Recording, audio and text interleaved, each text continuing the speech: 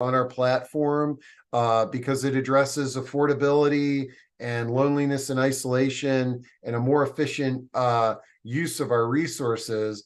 And I am thrilled at the panel that we've put together today that are representing not only the national movement of home sharing, but also some local initiatives. So I'd love to welcome Justin and Lisa and Michelle to the stage, and we can get this discussion going. And as they're getting on the stage there, I want to just again remind you all that the best part about these discussions are they're live and interactive. So if you've got questions or comments throughout the program, just feel free to jump on. So let's get Justin on the stage there, and then we'll kick things off. But Lisa and Michelle, really excited to have you here. And there's Justin. All right. So before we kick this off, let's go around the little Brady Bunch square here and introduce ourselves. Justin, I'll start with you because today, even though you are representing you have a local initiative, you are the current president of a national initiative. But let's get to know who each of you are, and then let's kick off this discussion on home sharing.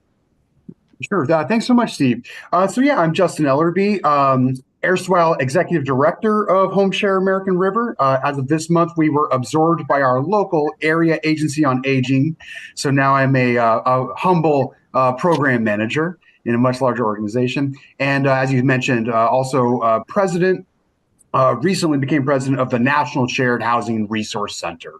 Excellent. All right. And then Michelle and Lisa, you all represent the home sharing a home sharing program in Montgomery County, Maryland. But tell us a little bit about each of your roles and what that organization is called.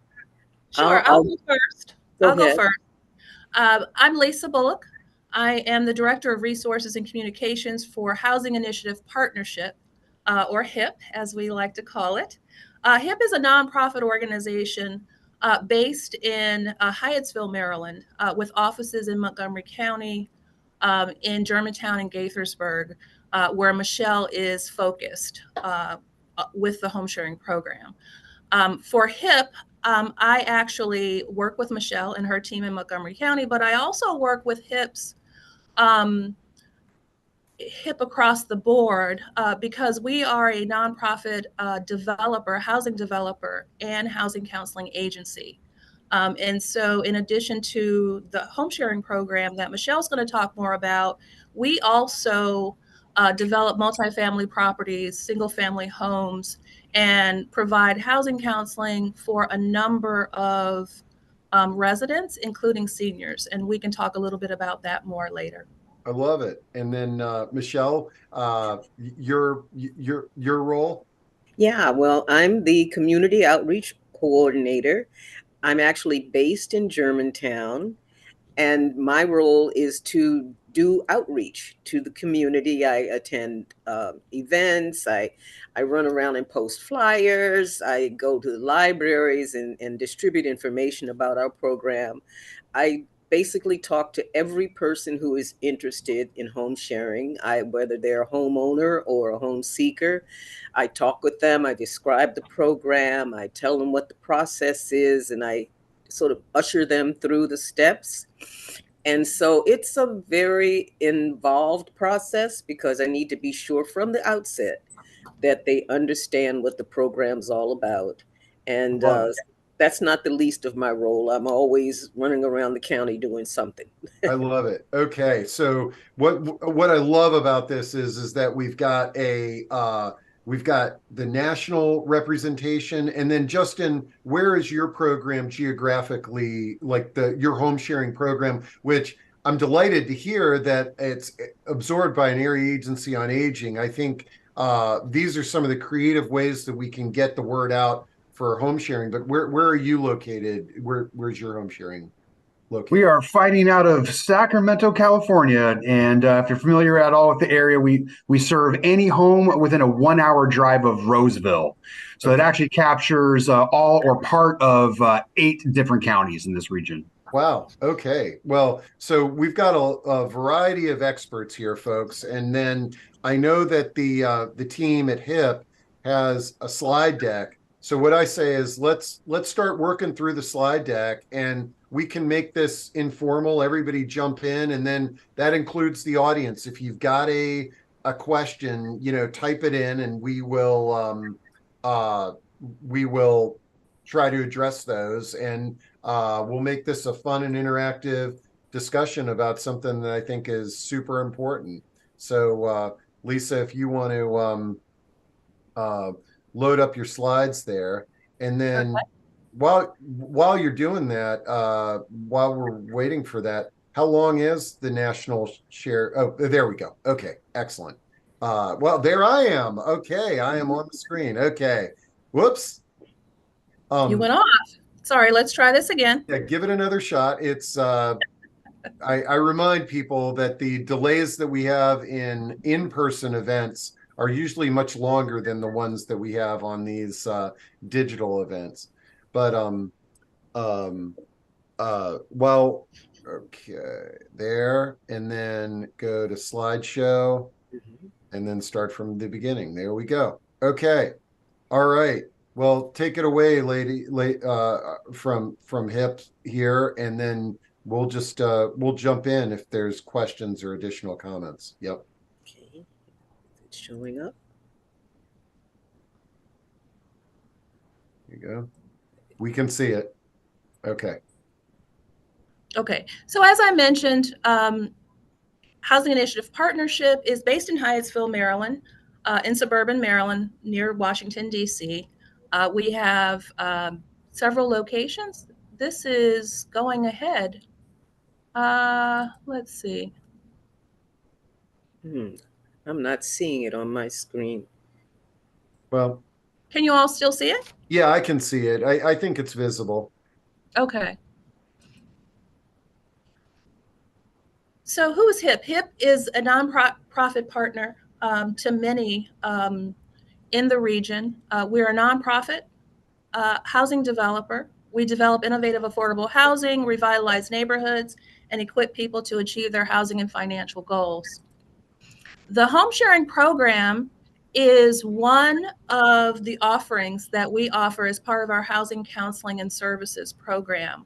As I mentioned, we also do housing development and community revitalization, which touches both renters, first-time home buyers, and current homeowners. The home sharing program is one of the offerings that we launched in 2021. Michelle? Oh, sorry, I'm not seeing the PowerPoint, which is really strange. Okay, well, it's a slide that Justin, talks about. can you see it?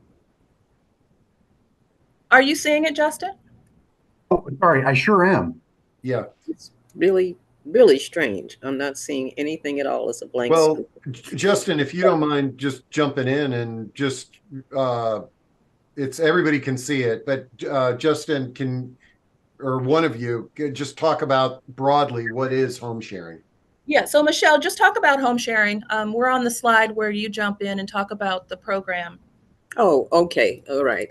The home sharing program is basically a partnership between the Department of Health and Human Services in Montgomery County, which is a municipal organization, a county agency, and HIP, which is a nonprofit organization. And we are a developer and rehabilitation and housing counseling agency. So we have the specific tools that can help to match with what the Department of Health and Human Services had in mind back in 2019 when they were putting this program together, with the aim of helping seniors to age in place in their homes. Now, when I say 2019, they may bring up a horrible story, and that is that we came into being in the midst of COVID, in the midst of the pandemic. And even at that time, we were able to move things forward. The RFP went out in 2019. We actually started hiring in 2020, and we actually put the program into place and started working in 2021. And so now here we are, about 3 years later, and we're getting successes. Great. Despite the challenges. Yep. So one of the things I just wanted to point out from the slide, what is home sharing? From HIP's perspective, our home sharing program assists homeowners who have a spare room or accessory dwelling unit in their home, identify and vet home seekers searching for affordable, healthy, and safe housing for longer than 6 months. And we are focused on that long-term match. Our counselors and outreach team, led by Michelle, help both the homeowner and the home seeker navigate the process. Great. No, sounds good. Yes. And it's a full team. There are basically, 5 of us on this team, 2 of us basically on the ground that work with the homeowner and the home seeker to examine their needs and preferences and work with them to navigate the process and see to it that we can make a successful match. I love it. Yeah. All right. Now, could you go back to the shared that slide there? Here we're talking about the National Shared Housing Network, and Justin, is this a good time for Justin to talk a little bit about the role of the National Shared Housing Network? Yeah, so let me just mention how we came to find them, and then that's a good transition to Justin. Mm-hmm. So Michelle mentioned that the RFP from Montgomery County came out in the fall of 2019. We saw it, thought it was a great fit for the housing, counseling, and services that HIP currently offered, but we didn't know how to put together a home sharing program in order to respond to the RFP and put together our proposal. And so we actually found the National Shared Housing Resource Center, and they offer, as part of their offerings, they offer a toolkit and a resource book. And so we ordered that resource book, and we found it immensely helpful in helping us to craft, the basic outline of what we needed to include in our proposal. And so as you can see this slide, it's a multi-year process. And so phase 1 was putting it together using their tools that they provided. Phase 2 was the implementation of the Montgomery County Home Sharing Program in 2021. And then what Michelle was talking about, where we are now, is phase 3. We've opened our doors. Michelle and I are doing constant outreach and marketing and branding to make matches happen daily. And so that's just a little bit about how we used, as a local nonprofit, use the resources provided by the National Shared Housing Resource Center. Great. Well, let me stop sharing briefly, and this is a great opportunity to kind of pause and learn a little bit more about the national initiative. Justin, you want to share with us sort of the global view of home sharing nationwide, and then we'll jump back in to learning more about the Montgomery County program and perhaps your program in Washington as well. Great. Yeah. And actually, if it's all right, I'd like to take just 1 second to actually zoom out a little bit further, because presumably some folks on the call, if this is the first time they're ever hearing about a home sharing program, exactly. They may be wondering a little bit where besides the specifics of these programs. So let's zoom out a bit. I'm a history guy.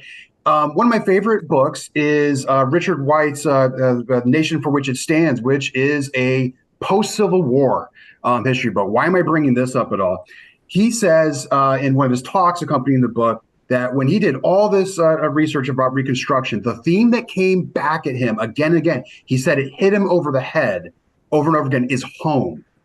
So this country as a whole is a settler country that tried to mend a massively traumatic internal civil war by pushing west and expanding. But at an individual family level, what that meant for those included in that expansion was home. You were going to get a home out west. You were going to get 4 walls, and there was going to be a bunch of land in it. And if you were able to get that, you had what they called in the day a competency, an ability to support a family. And of course, we all know there's all kinds of racial and ethnic exclusions that happened against that. And they were channeled through what home was, who is actually competent to have a home, and right. The reason that this becomes carries through the American heart, American psyche so much is up into this day, we understand each other as competent adults, oftentimes by whether we are successfully able to live alone. And so when people consider not living alone anymore, one of the main barriers in their hearts to even considering that is, am I going to fail as an adult? And I've heard this from clients, but in a very poignant sort of way. So that's the sort of bigger context for why we are starting off with a society where individuals live alone. You add on to that massive geographic mobility, economic mobility, so that pulls traditional multi-generational supports further away from folks.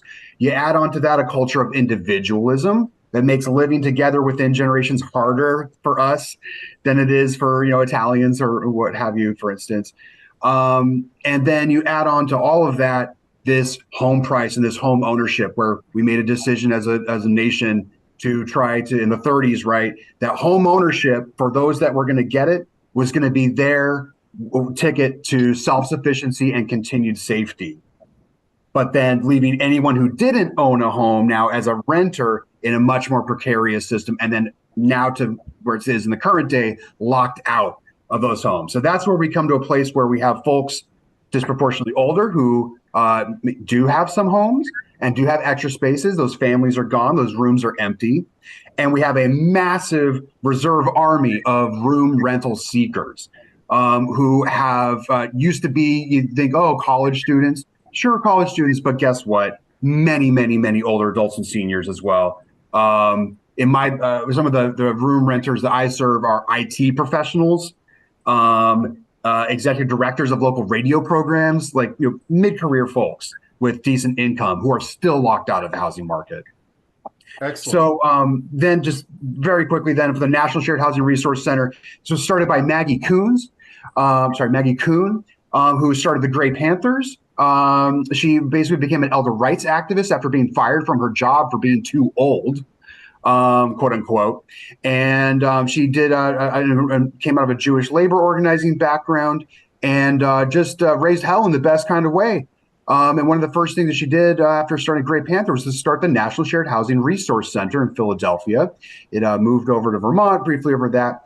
And there are today about 48 member nonprofit home sharing programs that are part of that. There are for-profit home sharing web-only services as well.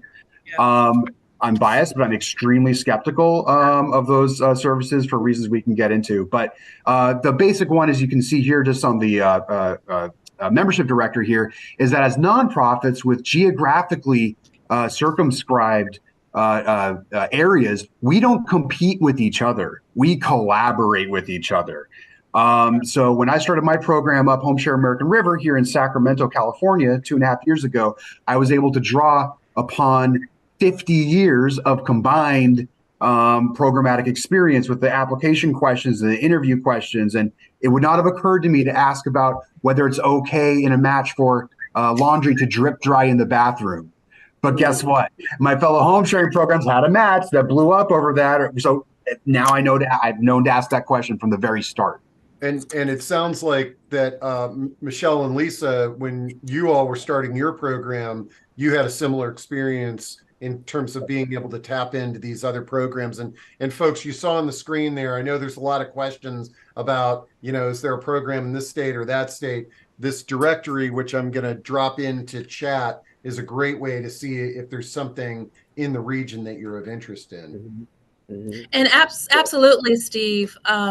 We have benefited so much in the last 3 years of starting the program, launching it, and now trying to grow it, and tapping that peer network. And so we are often going out and calling the program down the road from us in Baltimore, St. Ambrose. They've been one of the great champions of the home sharing network universe for the past 30 plus years, and doing those peer learning sessions have really helped us.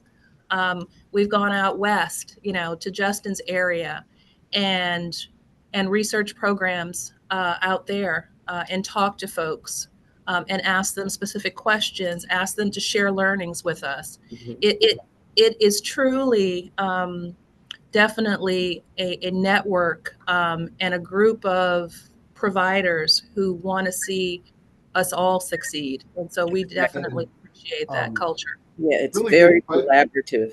Yeah, really good question that just came up. Is the resource workbook only for organizations, Justin, or could like an individual? So the National Shared Housing Resource Center, I should say also really quickly, they really kind of, it's an all volunteer organization, right? And it was dormant for a bit of time. And then about 2015, it woke up in a big way. The number of home share programs that were emerging in just California, starting in 2015, has tripled since 2015. And so National Shared Housing Resource Center put on a 3-day training event in Burlington that I went to, and also a really important conference in Burlingame, San Francisco Bay Area, so East Coast, West Coast, both, and then re-put together the guidebook that we're talking about. Those are the 3 major initiatives. I don't think I would have been able to start this program up in nearly a functional way without that work. But the guidebook is focused to programs for sure. Okay. Yeah. And it's quite conservative as well. But the person that was asking that question, like it a lot of times a person is the starting point. So to either align or create an organization that can support a program. Sure. So yeah, an emerging program or a friendly committee, or even like I was, just one person with a wild hair, trying to get a program started. The guidebook is an excellent resource. It's $100.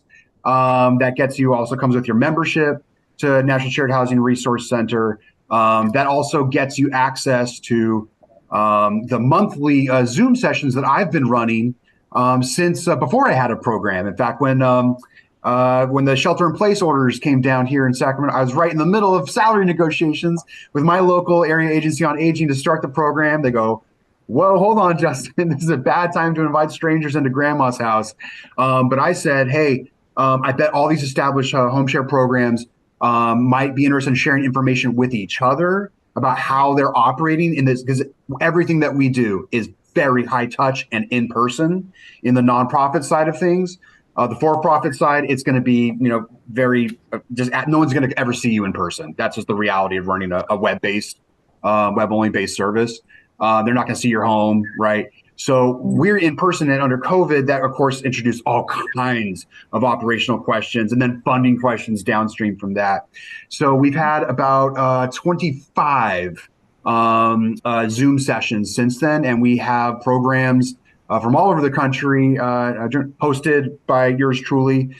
We do surveys internally. We share things that we wouldn't share with our own board directors or our own bosses sometimes about sensitive issues with clients and consumers. And that's just all to say that this work is so incredibly sensitive and it's so novel. It's not quite social work. It's not quite similar to a lot of other housing counseling. And so it's incredibly important to have a safe space and a collaborative space where we can troubleshoot issues together. And it's been just overwhelmingly useful to myself, and I know a lot of the other participants. Okay, absolutely. Yeah, and you guys are pioneers. Okay, and we got a bunch of questions, but let's get back.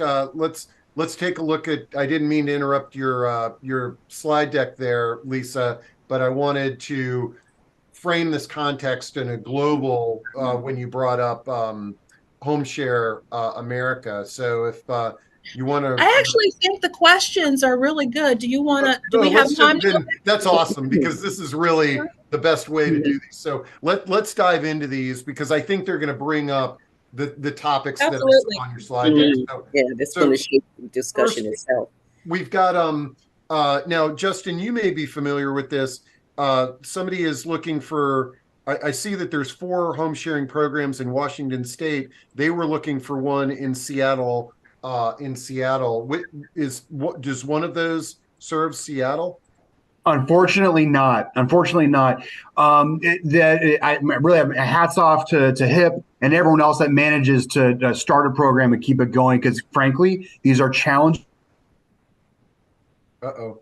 programs to keep funded in a lot of cases for a variety of reasons. So you'll see our NSHRC membership has really gone up and down over the last 40, 50 years, 40 years. So let's take a step back from that. And I know you all have your hat on as organizations that support home sharing. But for example, let's pretend that that person in Seattle had a home that they wanted to share. And there's another question that came through that I'd like to read, because what they were talking about is sort of it's like Jane says, I'm in Pikesville, Maryland. That's outside the Baltimore area. And she's looking to create a home share in my townhouse. If you're interested in doing this, contact me via Nextdoor. Like, what are any words of wisdom for somebody that might be in a do-it-yourself situation because there's not a nonprofit home share in their region? So I just dropped a link in the chat to sharinghousing.com. This is not an endorsement per se exactly, but this is the best resource I think that's out there for DIY home sharers. It's run by Anne-Marie Pluhar out of Vermont, and this is exactly what she does. So she has if you buy her kit, you're not going to be able to see it on the Zoom super well. I got her website up here. Oh, great. Thank you. So yeah, she has a suggested guide of things to talk about with a potential housemate, a book that goes really soup to nuts through her whole process. I don't agree with every last detail of the how she frames things in the process, but it's definitely not bad, and it's a heck of a lot better than just trying to go into it as a person without experience in that. Who's maybe only heard horror stories or maybe only heard wildly successful stories and doesn't have a full sense of the scale of how great things can go, and then also how bad things can go if you're not careful and rigorous and treat a room rental situation like a business decision that it is, but that also has profound and very intimate personal consequences, good and bad. And Michelle and Lisa, let's sort of, I know we could get into a lot of details, but let's kind of pull the curtains back at like the typical process with HIP in Montgomery County, Maryland. So let's pretend that, I'm at one of these, Michelle bumps into me in the grocery store at an expo or something like that. And I am, wow, this is exactly what I'm looking for. Either I have a home that I'd love to share, or I'm looking for a place. What are some of the next steps? And one of the reasons that I think this is good to walk through this is that if there's somebody out there that doesn't have a nonprofit, here's sort of the steps that an organization takes.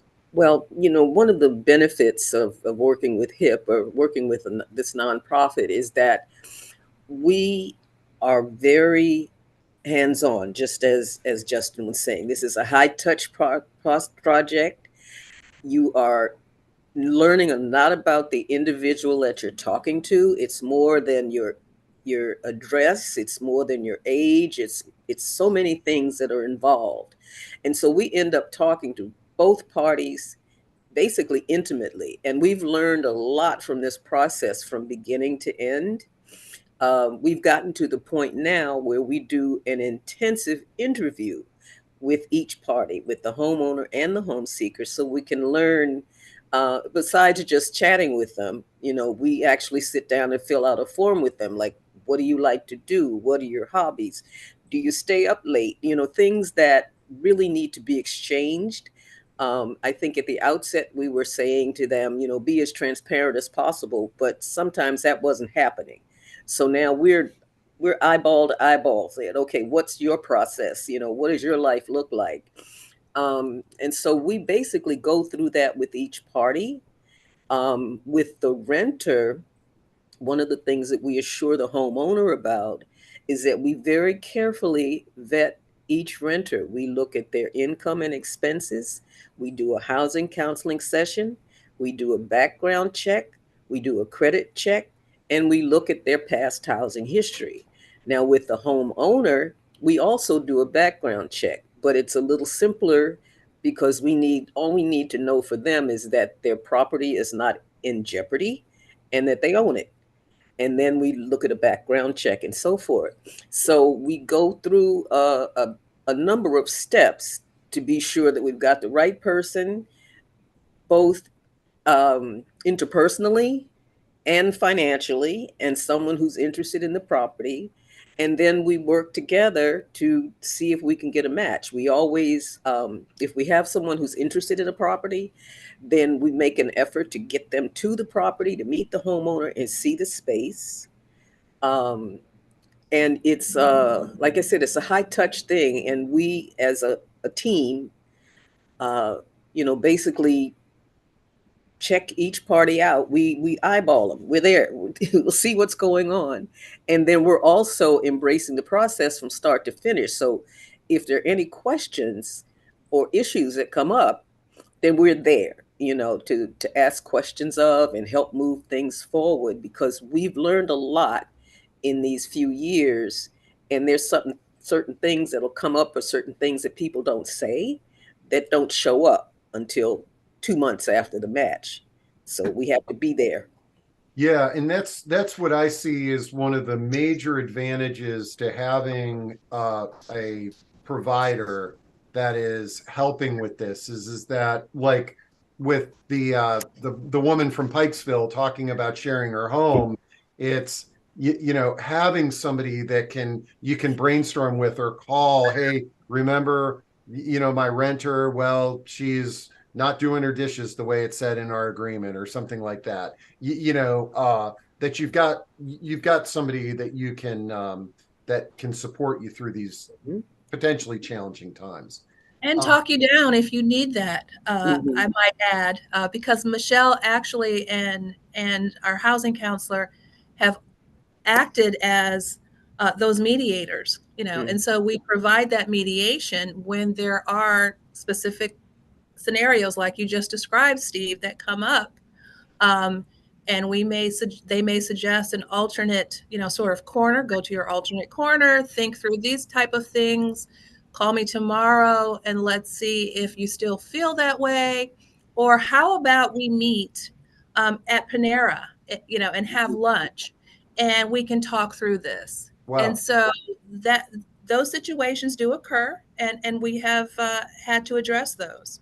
So this is a question from Michelle for all three of you with your individual programs. And what she says is, what motivates a developer to get involved in a program rehabbing and developing properties? Sadly, nobody can work for free. Since your organization is a nonprofit, is there a way to make sure developers are incentivized to get involved or take this on?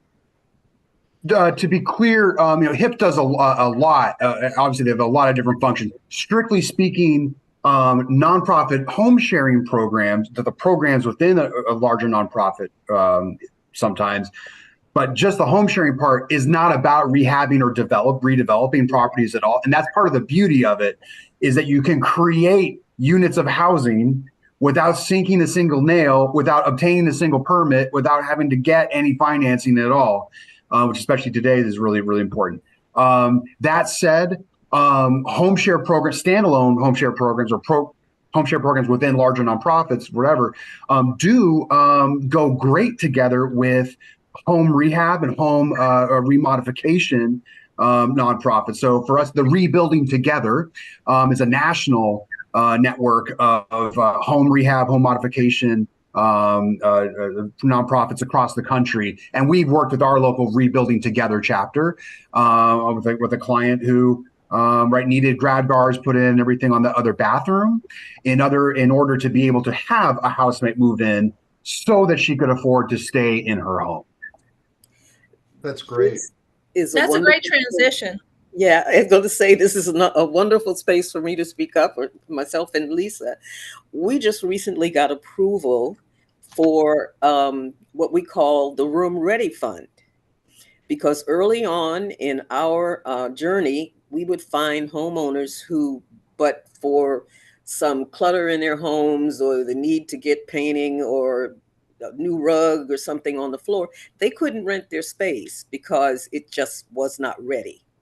So we went to the county with a proposal to allow us to create a grant fund. And right now we have up to $6,000 to grant to anyone who is trying to make improvements in their homes to allow them to rent. We actually have one that we're working with now. She's actually been a long-standing client, but she has the need for a bathroom in her basement space. She's got the area for piping, but she only has a commode and a sink. So just to, knock out a wall and, put in a shower would make a huge difference, because right now that renter has to go upstairs with the family. So what we're looking at is making a grant to her of, up to $6,000 to make that change. And what's great is that it's a grant. And so our homeowners don't have to pay it back. And we can do anything from, we actually looked at one homeowner who had a renter move out, and she wanted to get some help just cleaning up the space. And that was another expense that we could, address for her. So it's really exciting to have this opportunity that we can move into, because we also have Rebuilding Together out here. And because there is a income cap on that, sometimes we haven't been able to get our people to participate. But on this one, we don't have an income requirement. What a great just an age requirement. And this is a great thing for the homeowner and the home sharer alike, because now we're increasing the property value of that home if they own it and they're going to sell it, but also it's a more appealing place for the person to live. We sort of tap danced around this, but maybe you all have some anecdotal stories that Kathleen asked, what happens if it doesn't work out? Can you be removed from the house, or can you remove the person from the house? Any sort of thoughts or concepts on that one? Well, Lisa started speaking about that, and we've only had one situation where the renter and the homeowners simply could not get along. And, by literally having an opportunity to sit down with both of them and say, okay, what's going on? Who's doing what to whom? If you can make these changes and you can make those changes. And they gave it a try, and it wasn't working. So it turns out that the renter she just moved out. She just left. And so we have not had to resort to legal means to make anything happen. But we do get in, and if we can't make a good effort at negotiating and mediating the problem, then we brought in the Montgomery County has a mediation team, and we got them involved. And in one case, it was simply that the renter had both signed a lease. So either you have to go through the process, or you guys got to get along until this lease is done. And so that's how it worked out. It still worked out. And I think the woman was due to leave at the end of October. and there have been no fireworks, and everybody's happy. So we just show them that we're there, we care, we're going to help you, we're going to work with you, and it seems to have calmed the fires. I think this is related to the Montgomery County program, but someone asked, is there a waiting list? I'm looking for a friend in DC. I was very discouraged by the health department there, seemed to have no capacity to serve more people. Now, out of curiosity, could somebody who is currently residing in Washington, DC, call up HIP and get involved with the program? Well, our restriction, if you call it that, is that the homeowner must reside in their home full time in Montgomery County. Okay. The renter basically can come from anywhere. And I have inquiries from as far as field as Delaware and Philadelphia. They're moving into the area. What's going on? And so we get those inquiries all the time. So DC would not be a problem. Now, how is the supply and demand? Like if this person called today, would there be some available? Is there available inventory of rooms to rent? Well, all of that depends. Lisa, did you want to pull up our statistics page? Our homeowners, our home seekers outnumber our homeowners by. Okay, yeah, that's so. And Justin, do you find that as well? That's almost always going to be the case. The only times when that inverts are when weird things are happening in broader society and the economy, like COVID. For a brief period, we were my monthly calls. We were hearing from folks, "Hey, I finally have more home providers than I have home seekers. What the heck is going on?" It's almost when the bond market, the yield curve inverts, and it's like, what does that mean? Well, it means there's a big deal going on and things are weird. It's sort of like that. But otherwise, it's always the case. There's going to be more room rental seekers than there are room rental providers in any region, almost. With the partial exception, you get into more rural areas where you do have sometimes more folks who have those spare rooms and really need someone to be there, a little bit help around the house, rental income, all just in order to stay in their own home. But because of their rural location, it's very difficult to attract those renters. That could also be true, I'm sure, in just more economically depressed, less desirable neighborhoods within urban areas. So there's definitely going to be some places where that won't be the case. But generally speaking, I love this slide here. So this is the HIP program, a glimpse at their some of the data, and you can see that the home seekers really outnumber the homeowners there, and also I guess there's a little bit of a disparity between what people coming into your program want to pay for a room versus what the homeowner would like to get. And that's one of the challenges that we see most is the income and the availability of the income. This data is from the last fiscal year. We're a nonprofit, so we're on a fiscal year. So from July 1st, 2022 through June 30th, 2023, Michelle and our housing counselor had 248 home seekers, renters, complete consultations with them. They called the hotline. 301-85-SHARE is the hotline that we established. Michelle answers that line. They talked to Michelle. She referred them to our housing counselor. They went through the initial intake process, 248 home seekers, 43 homeowners. And then 22 of the home seekers created online profiles. We put together a sheet, a list of all the available homes. So these 7 homeowners who created profiles, we have a list with photos that Michelle and Claudia, when they go out to do a home visit, they take photos of the home. And so we put together flyers so that we can share those flyers with the home seekers.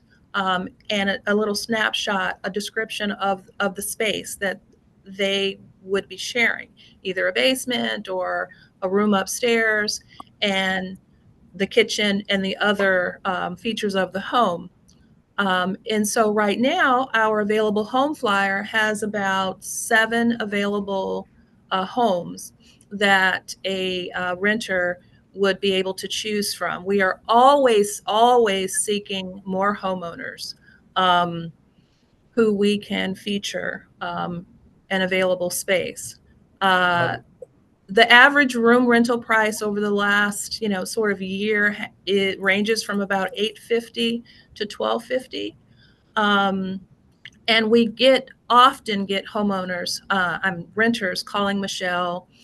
Their budget will only allow $400 to $800. We are fortunate currently, actually, to have 2 homeowners active in the program who have listed their spaces. They're both actually one basement apartment available for about $650. And that's the homeowner that Michelle mentioned that would like to expand her half bath into a full bath. Being able to do that will allow her to increase the rent amount to about $850. And so that's going to make a huge difference for her, that extra $200 to $250 that she'll be able to put toward her monthly income to use on paying her bills and other things for her house. Now, here I'm just gonna so I can see you guys better and the questions better. What about somebody asked, what about the is there ever in these home share programs where, like, maybe it's an elder who doesn't drive anymore, and in exchange for a lower rent, there are services that could be offered, maybe cutting the lawn and things like that? Yeah, that's absolutely. I'm sorry, go ahead, Justin. Oh, thank you. Yeah, absolutely. And some programs make a really big deal about this. And in fact, there's also HomeShare International as an organization, which came out of the American experience. It's one of the great things we exported to the world. And if you go to their site, they say that their definition for their members makes it sound as though all of their programs involve a service exchange of some sort. My program offers it. We love facilitating that. The last match that we did has a very powerful, very impactful service exchange built into it. That's tricky to manage, right? Because you're adding on a quasi-employer-employee relationship into something that's already a landlord-tenant relationship that's now also a neighbors under the same roof relationship. So that's 3 different hats for everyone to wear. We only got one head as human beings. That really makes it more valuable to have a program involved or a third party involved when you add that dimension into it. But yeah, it's absolutely an important part of what a lot of programs do. I'll just also add really quickly, there is a huge diversity within our community of practice. So some of the features that HIP runs by they're certainly not universal. So about half of my hosts are not homeowners, or they are mobile home owners, meaning they're also renters of the ground underneath the unit. So just all these answers, keep in mind, there's just a tremendous diversity. Okay, now we're getting close to the top of the hour, and we got a bunch of questions. I want to make sure that we at least touch on some of these. Sure. Somebody was asking, are the leases available for others to learn from? Is that one of the things, if you became a member, would you be able to see some sample leases and things like that? Yeah. Well, and for us, we use a Maryland lease. So if we're talking about Maryland, then we're talking about something we can do. But, depending on what state you're in, it may be different for you. Right. And municipalities also may have their own lease agreement that they prefer to use as well. We run into that in Maryland. The most important part of the lease, though, and for us, keep in mind, I think for HIP probably as well, in some form or another, is the Exhibit A that gets attached on the living together agreement. So It's an enforceable part of the lease, but it has a ton of questions that do not show up on any rental agreement anywhere. Things like, what is the acceptable room temperature range? What are the smells that drive you two people nuts that you cannot abide by each other? Well, garlic is acceptable to some people, unacceptable, right? And it actually is this level of detail that can break up matches that otherwise stand to be total win-wins for folks. In my case, when I was a room renter while in college, it was about, do you wash dishes with a sponge or with a rag? And believe it or not, that detail almost blew up into a situation where an extremely mutually beneficial home share was going to end. And it took some fancy footwork to save it. So that's the level of detail that we as programs have to really kind of get into to make sure these things are sustainable for everyone. Okay. Yeah. A few questions about like losing benefits. Like, is there, and I don't think there's a way that either a renter or a homeowner could lose Medicare or Medicaid benefits, because with Medicaid, you've got to be 100% impoverished. And yes, you can own a home, but that would be, I think you would really be dancing. I don't think that would be relevant. However, I have seen a few questions about reporting the income, and is that something that your organizations assist with? Yeah, we do get that question. It is income, and you do need to report that. We can't say don't do that. We can't dance on that side of IRS. Yep.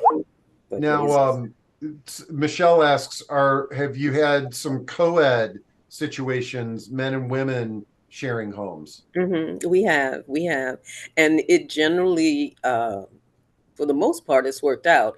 I have, I'm trying to think right now. I'd say I've got about 4 situations where we have a woman and a gentleman. I have 2 people who are 66, and they've been our longest standing pair. They've been matched for a little over 2 years.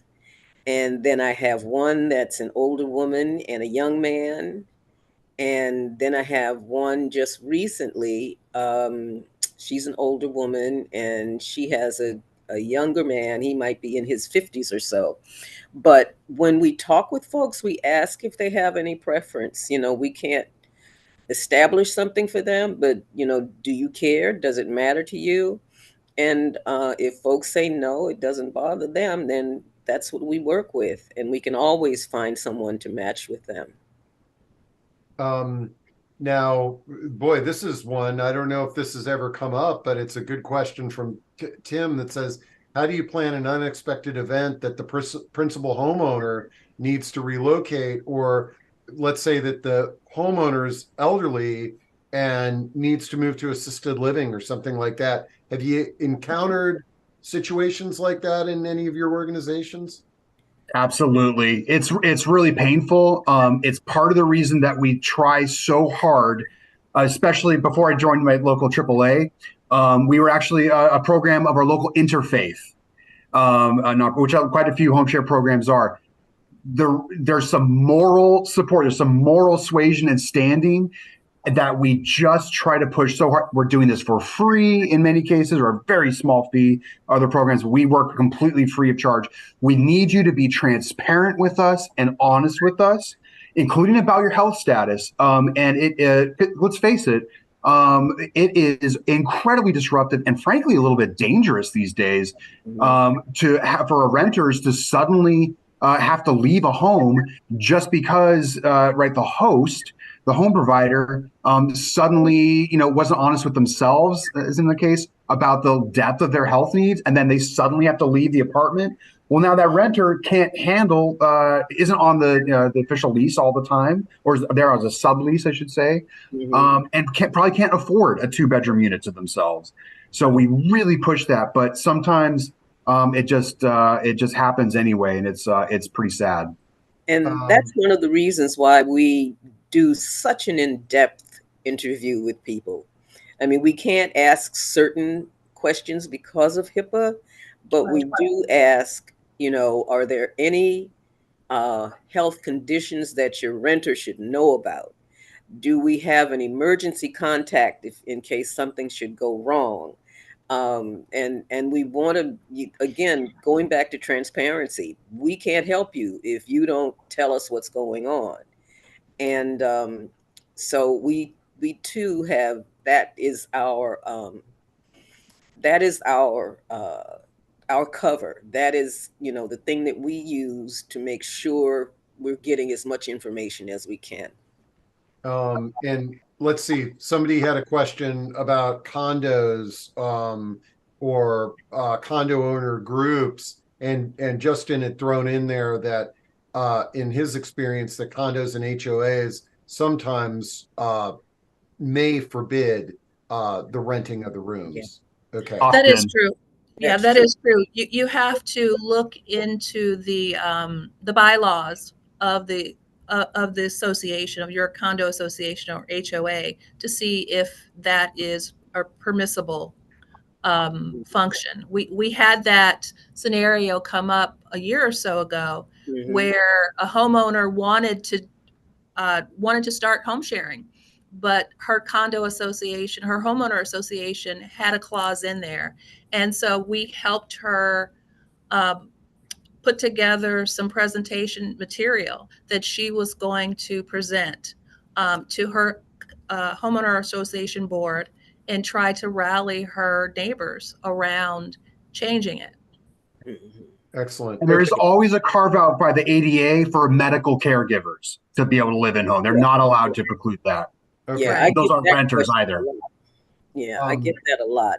Now it's 1 o'clock. I just want to remind everybody this is recorded. So if you have to jump off, recording will be there. But let me get through a few more questions and then we can wrap this up. But I think we need to have ongoing discussions around home sharing. And I like how, the idea of sort of bringing different home sharing programs together. The other thing that might be kind of fun is to do a discussion where we have somebody who's actually sharing a home, like one of your clients would be a really cool thing if they'd be willing to come on. Yes. Now Jane asks, is there any examples or do you know of anything that offers to match folks needing housing temporarily to get medical services in the area? I think she's coming to the Johns Hopkins area for a temporary assignment. And I'm not positive, but that sounds like it could be like a great Airbnb option if it's temporary like that, because of the screening process that you all go through. Right. Yeah, if I were her, I would check with Johns Hopkins. They may have a service that they refer folks to. I know that in our area down here, closer to the DC area, we have encountered through Health and Human Services or some of the federal government agencies do have some placement services that they offer that are more, temporary, 1 to 3 months.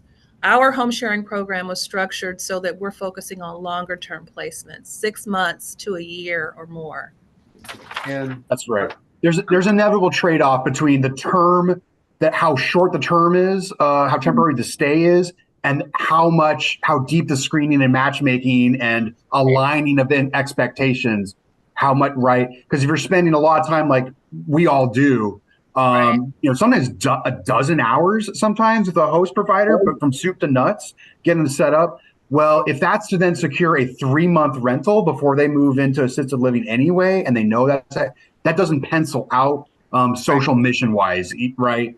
And is this high touch, in person, high cost on the programmatic side, even if we don't pass those costs on to our clients. Now, I really like Jean's comment, and she says, after her husband passed away 7 years ago, she persuaded my son and his wife to share my home. We've all been happy together. They are now my caretakers. I'm 84 and I'm very active with the AARP and the Senior Center. And this, I know that today we've been talking about programs and things like that, but a lot of times the home sharing solutions can be literally right in front of us in terms of, friends and family, where yes, it's probably a good idea to have something in writing when your son or your daughter is moving in with you. In fact, I highly advise that. Even making it a formal, real lease could have more problems in that situation. But at the end of the day, the one of the main reasons I want to like to do these discussions is to just encourage people to think outside of the box and the solutions that we can have with home sharing. Well, I think I got through all the questions here. This was a great discussion. I want to thank all of you all. I'll make sure to have all your contact info in the recording link. And I really want to thank our audience for all their brilliant questions. They never fail. But I'm really excited to help beat the drum around this home sharing movement. I really think it's the only solution that's out there to help create affordable housing options for folks, but not just affordable, but help people build community and create friendships and things of that nature. Great. Thank you so much, Steve. This was good. Absolutely. Thank you so much, Steve, for hosting. And Lesia Michele, wonderful meeting you here in this, and best of luck. I'm sure we'll be hearing from you more and seeing you on the monthly calls still. Yes, Love yes. it. Thank All right, you, folks. Bye, everybody. Bye. See you at the next one. Thank you.